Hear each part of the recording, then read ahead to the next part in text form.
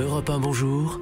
Raphaël Duchemin. À 6h20, ils sont 753 148 candidats à passer le bac cette année. Ça vous donne une petite idée du nombre de familles qui sont à 3 jours de l'épreuve star. La philo, bien sûr, dans l'angoisse ce vendredi. Alors, pour se mettre en condition, vous, élèves et vous aussi, parents, on a fait appel à Julie Mleczko ce matin. Bonjour. Bonjour. Merci d'être avec nous. Vous êtes rédactrice en chef de Studirama.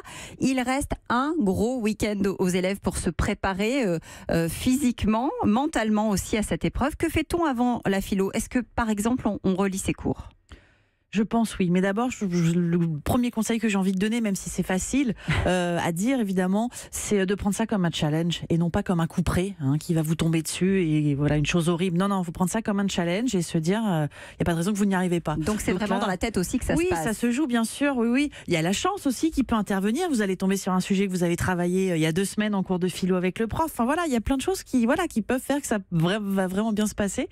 Donc là, il reste 3 jours. Alors on relit pas tout n'importe comment. On se concentre sur peut-être les choses sur lesquelles on a encore du mal, parce que finalement, pareil, les jeunes ne s'en rendent pas compte, mais il y a plein de choses qu'ils savent déjà, finalement, et qui révisent. Mais non, c'est pas la peine. Concentrez-vous sur finalement les choses peut-être que vous maîtrisez un peu moins et sur lesquelles vous pouvez peut-être gagner des points. On se plonge dedans tout le week-end ou au contraire, on s'arrête, on sort, on fait des coupures, on s'aère? Non, j'imagine pas là 48 heures non-stop de révision, évidemment. On essaie de pas trop changer les habitudes. J'espère qu'ils ont travaillé régulièrement ces derniers jours.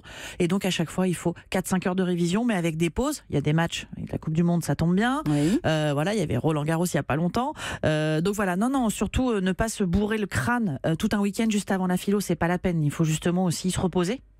Et si on est en retard, si on a fait des impasses sur certains textes, sur certains auteurs, que fait-on? On se précipite, on va vite réviser ceux-là avant les autres? Oui, parce que les impasses, finalement, c'est pas un bon calcul à faire, je pense.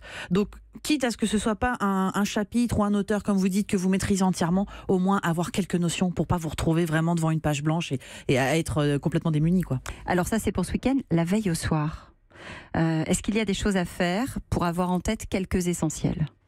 Je pense qu'il faut relire quelques fiches, parce que quand même la nuit porte conseil, on le sait, la nuit le cerveau enregistre. Par contre, essayez de ne pas se coucher à 3 heures du matin, parce que vous allez sûrement vous lever tôt. Il faut au moins 7 heures de sommeil. Oui, il faut, alors ça dépend des gens évidemment, mais 5 heures c'est le minimum pour être reposé et que votre cerveau soit en capacité de travailler. Donc essayez de dormir, même si je sais que c'est stressant. Mangez pas trop lourd du coup, voilà, faites quelque chose de reposant avant. Lire les fiches, franchement, avant de s'endormir, c'est quelque chose qui fonctionne, on l'a déjà vu. 8 élèves sur 10 préfèrent s'isoler pour bachoter, comme on dit.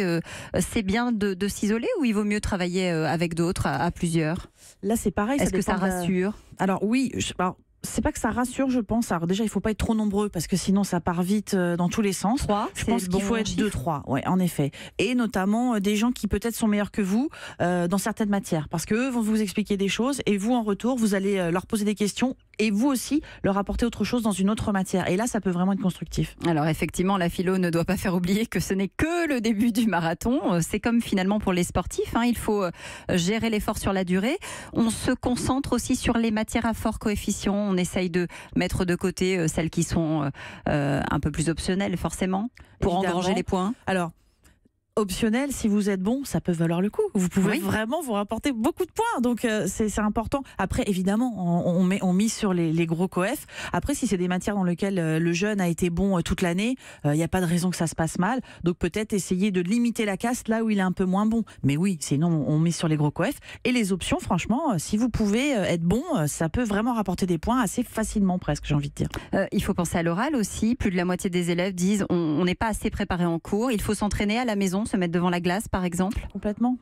Vous demandez à un ami, à un de vos proches, de votre famille, de vous écouter, de vous regarder, et notamment il aura beaucoup plus de facilité à vous expliquer si vous avez des tocs, si vous n'avez pas la bonne gestuelle, parce que même devant un miroir, nous-mêmes on a du mal à se regarder dans les yeux et à parler. Donc le faire devant quelqu'un, ça permet détendu, à une table comme on le fait dans les conditions du bac, ça permet en effet de peut-être corriger des petites imperfections.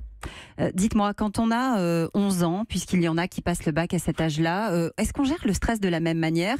Est-ce que nous, parents, on gère aussi cette part de stress? Est-ce qu'on sait le faire? Est-ce qu'on sait les aider? Les parents, non, les parents sont le plus stressés, ça c'est sûr. Ils sont beaucoup plus stressés que les étudiants, complètement. Hein. Nous, on a fait une enquête sur Dirama, on voyait bien que les parents étaient beaucoup plus finalement stressés que leurs jeunes. Du coup, il faut juste essayer, non pas d'être sur le dos et de l'accabler, mais plutôt d'accompagner. C'est-à-dire, est-ce que tu as besoin d'aide? Je peux t'aider à réviser? Tu veux qu'on fasse un QCM ensemble? Est-ce qu'on peut discuter d'un sujet de philo? Voilà, pour montrer qu'on s'intéresse et qu'on a envie que ça fonctionne, mais sans le stresser encore plus.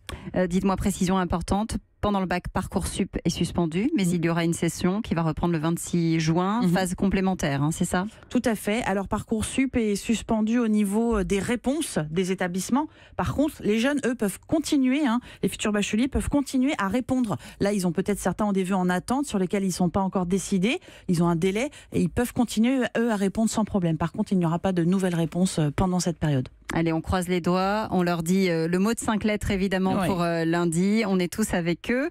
On sait que c'est dur, on est passé par là nous aussi. Merci beaucoup Julie Mleczko d'avoir été avec nous ce matin sur Europe 1. Europe 1.